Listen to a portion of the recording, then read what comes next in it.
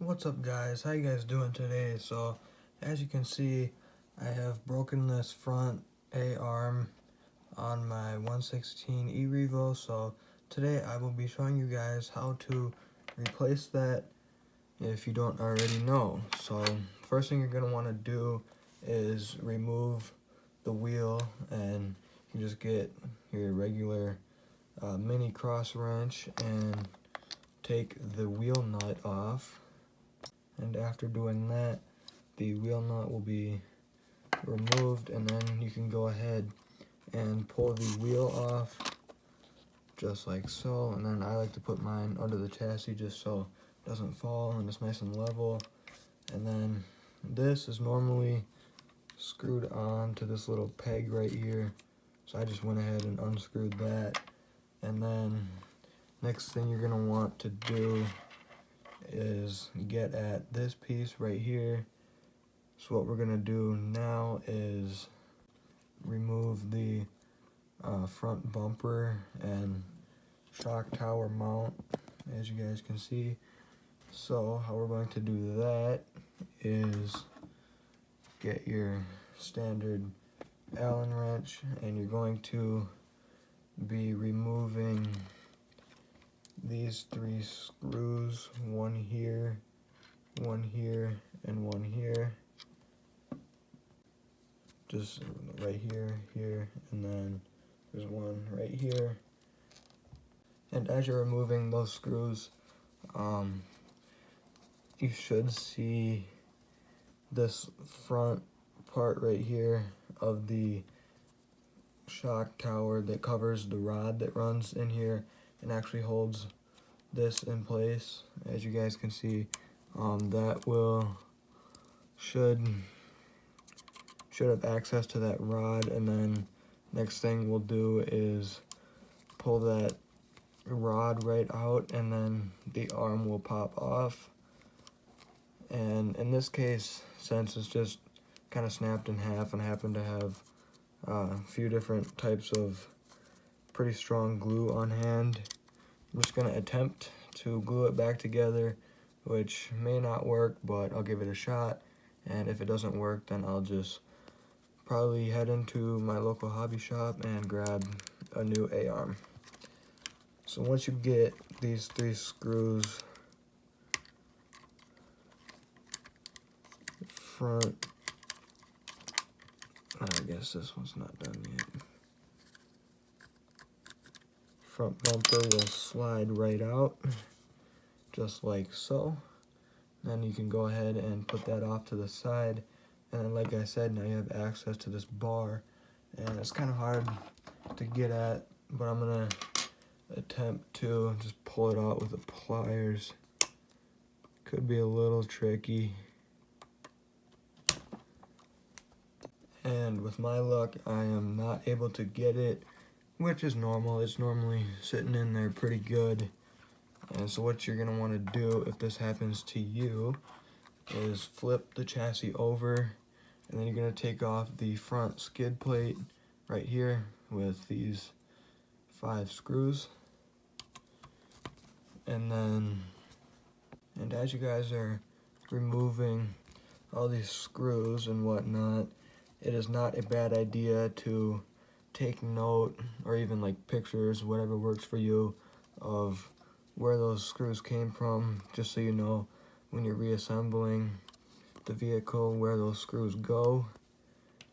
And like I said, once this front skid plate comes completely off, you will have access to the blue mounting little whatnot, not really sure what it's called, front little plate. Okay, so you can just set the skid plate off to the side, and then you'll have access to this plate, which is normally blue, but I kind of painted it black, and some of the paint's chipping. You can kind of see that it's blue, but you're going to want to remove this center screw right here, so the plate will pop right off. It's just a short little screw, comes out pretty quick. And then after that, then you can just pop this plate right off. Nice and easy, and it just falls on its own. Pretty slick. And then you'll have a bit better grip on this bar, and you should be able to pull it right out. As you guys can see, I got this bar right out, so I'm just gonna go ahead and set that off to the side once again, and then the broken portion of the arm will pop right off. And then, as you can see, before it broke, it was just like that. So what I'm gonna do is I'm gonna take some super glue and then a little bit of this amazing goop, which, if you guys don't know what that is, just looks like this. It's pretty neat, actually. Just a little kind of like molding glue. You can kind of just use it as you need it and play around with it with your fingers and just get it exactly how you want it. So that is what I am going to do. So I just went ahead and got a paper towel, and then I've got some super glue on hand. So I will just be removing the cap off of that. Try not to get it on my fingers because that stuff really sticks. Obviously, as it should, but anyway, just gonna put a little bit on both of these sides, and then same for the other broken part. Put some glue there, and then push them back together. Give them a few blows.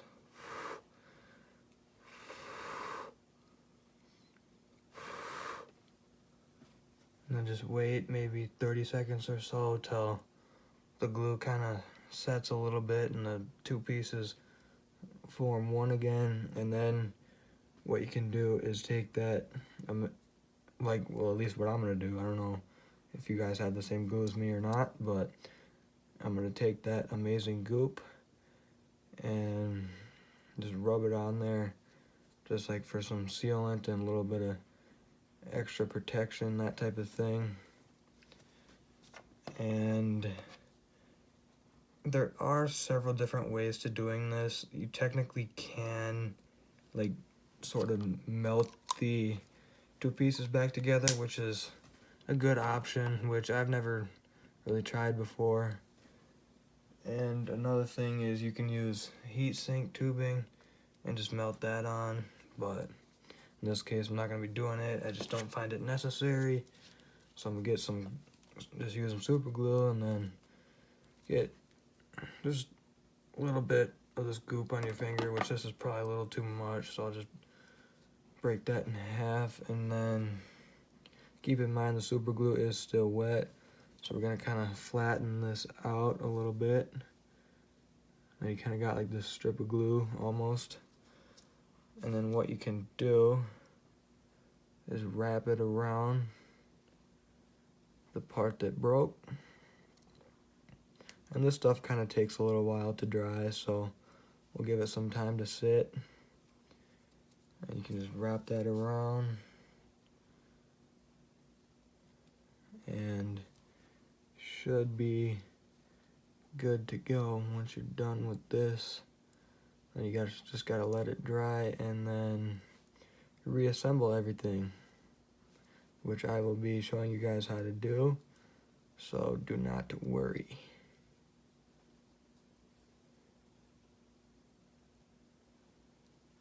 Alright, so you got a super glue on the inside and then just the outer coating of just some basically goop, I'd say.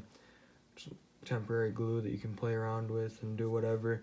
So we're gonna let that dry for a little bit, and then once that becomes solid and pretty strong again, I will get back to you guys and show you the reassembly process.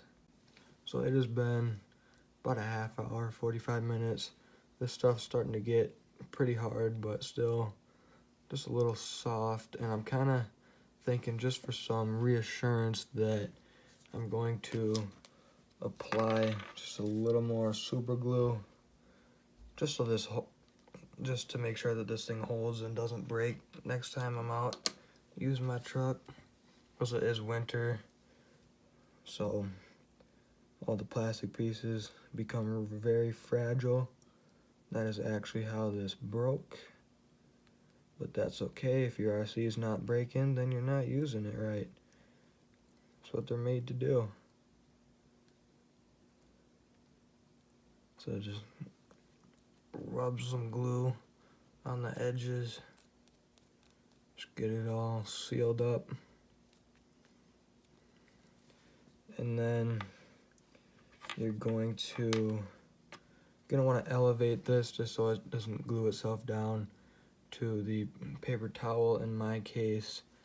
So what I'm going to do is just get a little piece of duct tape, just like this, not a little bit, or not a lot, just a little bit, and then just kind of prop it up on my chassis, because that's really all you need to do, nothing too fancy or anything.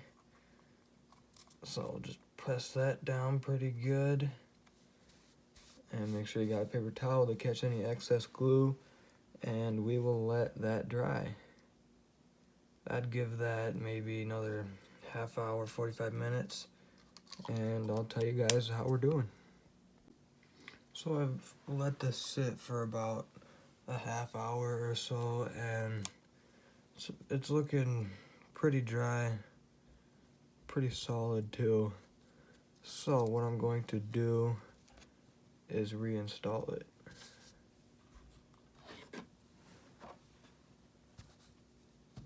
And how you can do, what you're gonna do is actually flip this right side over and then screw this into this little screw right here. And you might have troubles doing that because you're gonna find that it's a little hard to do. So I'm going to go ahead and remove this screw holding the steering pin or toe pin in, and then I will be able to move the rocker over, and I'll probably unscrew the shock too. So now I can move that out of the way, and looks like I should be able to do this. So you're gonna want to get this level.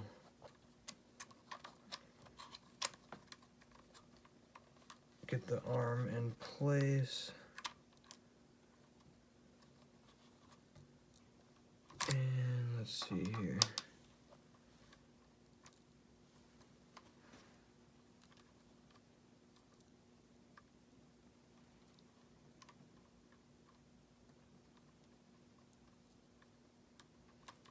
I'm gonna go ahead and remove the screw to this tow rod behind it, just to get some extra play room. And then keep in mind, this is the hardest part about reassembly, is screwing this toe screw back in. So once again, get it in place.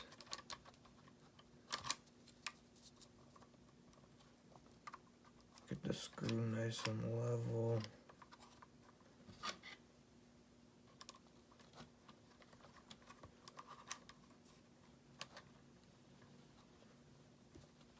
And just go ahead and start screwing her in. I'm just gonna want to screw it until you can't screw it anymore. Just keep screwing this toe pin.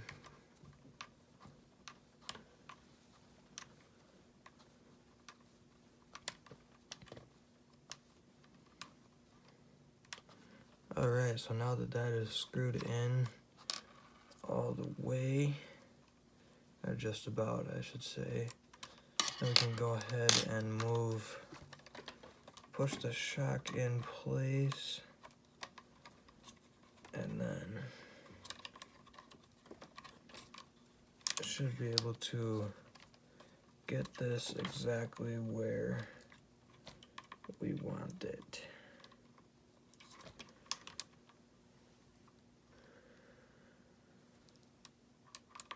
But what I think I'm gonna do is just remove this bottom screw too, just because this is such a hard process. Just go ahead and unscrew this to get a little more playroom, and then we should be back in business. So I've got ahead and reassembled the bottom and top arms and got the pins back in, as you guys can see. So what I'm gonna do is tie this front tie rod back to, or screw it back to the rocker, as you guys can see. Just gonna get that out of the way, and then I'll go ahead and do the other arm that I removed in the process.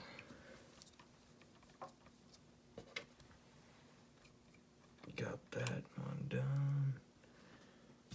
Now slide this one right back in here.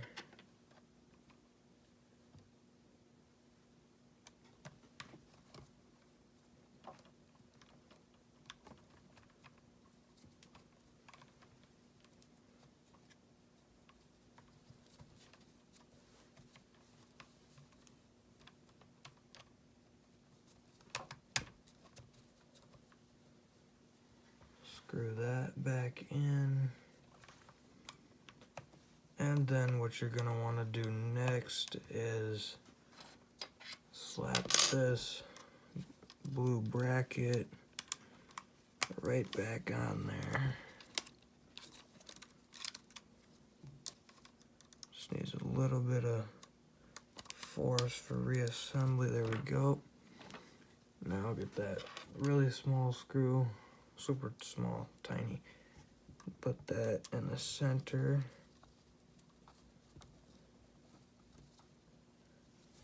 And then while the chassis is right side up, I think I'll just go ahead and put the bumper back on. Just once again sliding. Just basically slides into place. Cover, make sure it snaps over those pins.